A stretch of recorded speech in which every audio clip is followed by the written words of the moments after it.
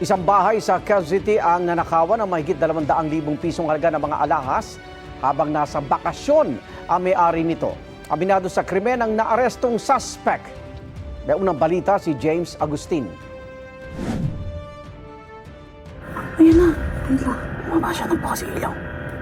Kuha ang video na ito ng isang concerned citizen sa barangay San Bartolome, Novaliches, Quezon City madaling araw ng Biyernes Santo. Girl, bumaba na siya. Ayan na. Ayan siya. Ang isang lalaki makikita na lumabas mula sa ikalawang palapag ng bahay. Nakatakip ang kanyang mukha ng itim na tela habang naglalakad paalis sa lugar.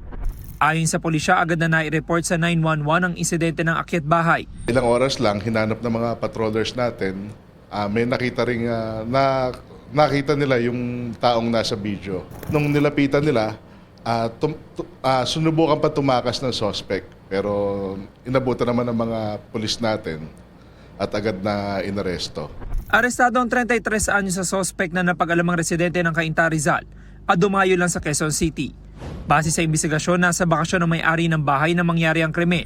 So naiwan po yung bahay na wala pong tao. At yun nga po, sinamantala na po na itong mga akit bahay na to. Umakyat po siya sa second floor ng bahay tapos pinwersang buksan po yung aluminum na sliding door po ng bahay. Nabawi mula sa suspect ang ninakaw na 2 relo at ilang alahas na nagkakalaga ng 61,500 pesos. Pero hindi na nako ang iba pang alahas na nagkakalaga naman na mahigit sa 236,000 pesos. Na-recover na po ng mga polis. May mga hindi pa raw na-recover. Nasaan yun?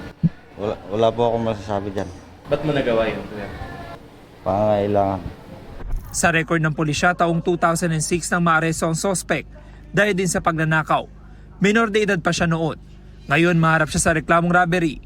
Ito ang unang balita. James Agustin, GMA News.